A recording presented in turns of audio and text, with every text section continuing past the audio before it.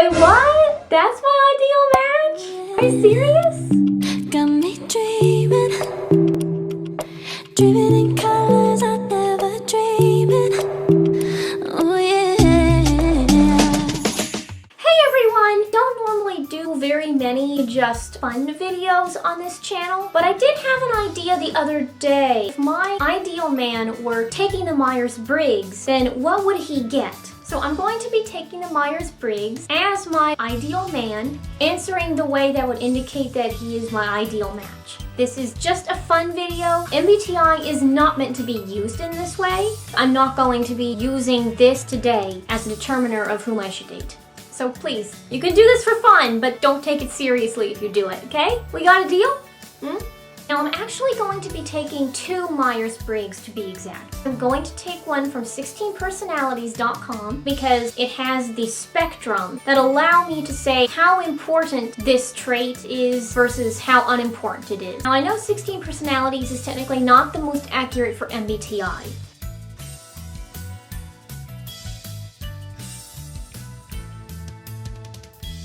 For the actual results that I think will be more accurate, I'm going to be taking this test in this book. So I do a lot of cross-referencing this with other sources, like sources off Google Scholar. I found this one to be very accurate. However, it does not have the spectrums. It just has one or the other, which is why I'm going to be taking the 16 personality types for the spectrums. You regularly make new friends.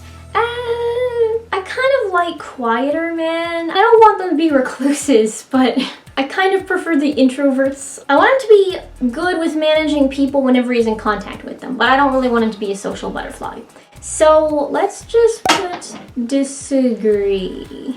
You spend a lot of your free time exploring various random topics that pique your interest. I do like a man who's more well-rounded and likes thinking about stuff, so I'm going to say... yeah, that's where he would be. Seeing other people cry can easily make you feel like you want to cry too. I want a man who empathizes with me well, but... Okay, so this has happened to me. I am talking to somebody about something that is really upsetting me. They start getting really upset as well. Then they start pouring their emotions into me because I absorb people's emotions. And they're empathizing with me, but it can be a little counterproductive. I don't mind if they have that tendency per se, but every time I talk about my own emotions, they lose it too. We're both going to be a big sobbing mess. So I kind of need someone who's a little bit cooler headed whenever I'm talking about my feelings. Disagree. You often make a backup plan for a backup plan.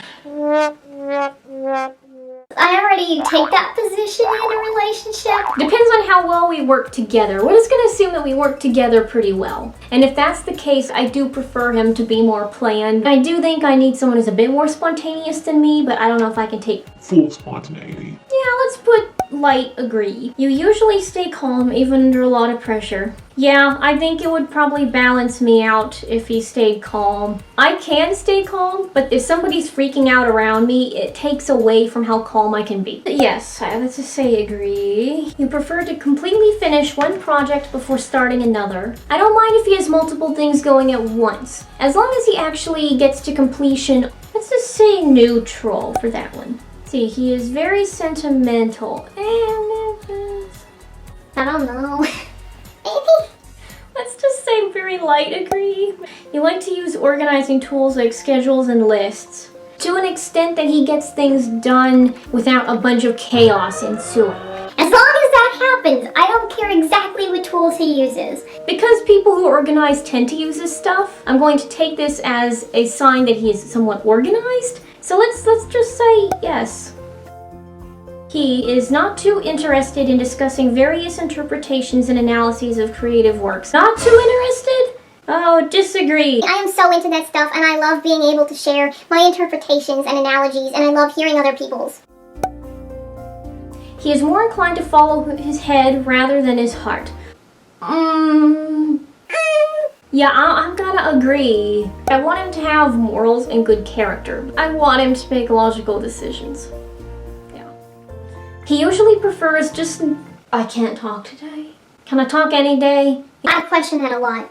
Planning a particularly daily. I can't talk today. He usually prefers just doing what he feels like at any given moment instead of planning a particular daily routine. I did it! I got through it, yay! Actually comprehending what this says. If it's his own thing, that's fine, but if I'm involved in it, I want to have some foreknowledge. Very light disagree.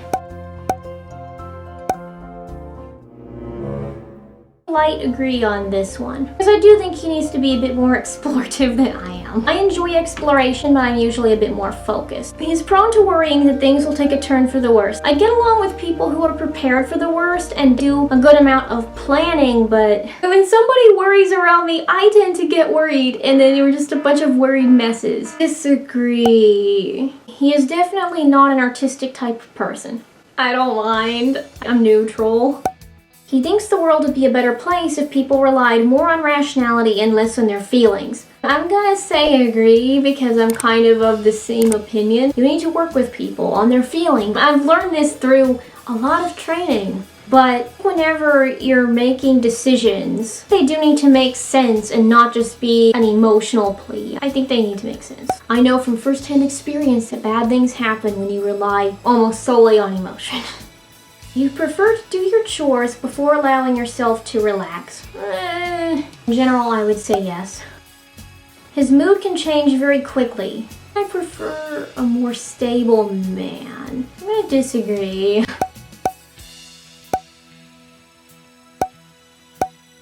He finds it easy to empathize with a person whose experiences are very different from his own. I want him to be able to do it, but I don't really mind if it comes naturally to him. In fact, I think there's more honor in someone who takes the time to really learn what they're not naturally capable of, because it shows a strength of character and a will to actually want to understand others. He usually postpones finalizing decisions for as long as possible. No, please no. He enjoys going to art museums. He often has a hard time understanding other people's feelings. I do want him to be able to understand me, whether it's natural or not for him. That's definitely something that has been a thorn in a lot of my past relationships. We're gonna say disagree. He rarely feels insecure. Insecurity can definitely strain relationships. We're gonna go light agree, but this really isn't accounting for how they're handling it. This is just whether or not they have it, period. So let's just go very light agree on this one. He rarely contemplates the reasons for human existence or the meaning of life. I want him to contemplate. I want him to contemplate hard. His emotions control him more than he controls them. No, I do have some difficulty being around someone who's controlled by their emotions a lot. That would be a very big strain in a relationship. He takes great care not to make people look bad, even when it is completely their fault. He completes things methodically without skipping over any steps. I do like the methodical man. I do. Me like. He struggles with deadlines. He feels confident that things will work out for him. I'm not naturally an optimistic person. I've had to train myself into that mindset. That might be a problem if you're constantly making me doubt and feel pessimistically. It impacts me really heavily. I'm gonna go pretty high agree on that one. Your gender. This is supposed to be my ideal man. We're going male. Wait, what? That's my ideal match? You guys know that I'm an INFJ. I was thinking I had more thinking questions on here that... This is like me in a nutshell, except I'm turbulent and he's assertive. That's the only difference. It could work. It's just not what I was expecting. Okay. I'm apparently looking for practically a clone, and I didn't think I was. Maybe I just don't know myself very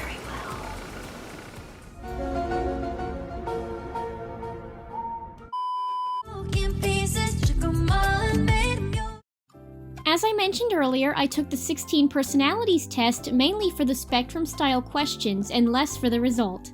I'm taking the book test less for the questions and more for the result. For that reason, I'm skipping my individual answers and jumping straight to the type it gave me. So let's see what I got.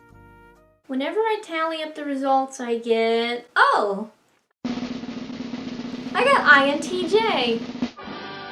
That doesn't surprise me because I was really expecting to get a thinking type. There is nothing wrong with feeling types. I am a feeling type. I have great respect for other feeling types. Some of my best friends are NFs and feelers in general. It's just that I know myself. I know relationships I've had. There's a type of balance that occurs whenever I'm with a thinking type, especially an NT type. And I noticed that just like in my other test, T and F is my least extreme. There's 11 points for thinking and there's 9 points for feeling.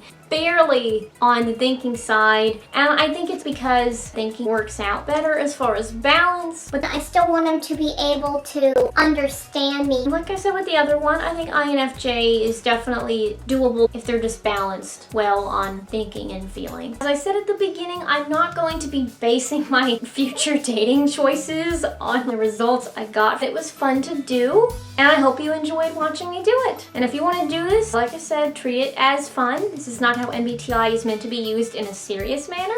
Okay guys, until next video, remember to live nothing less than your best life. I will see you next time.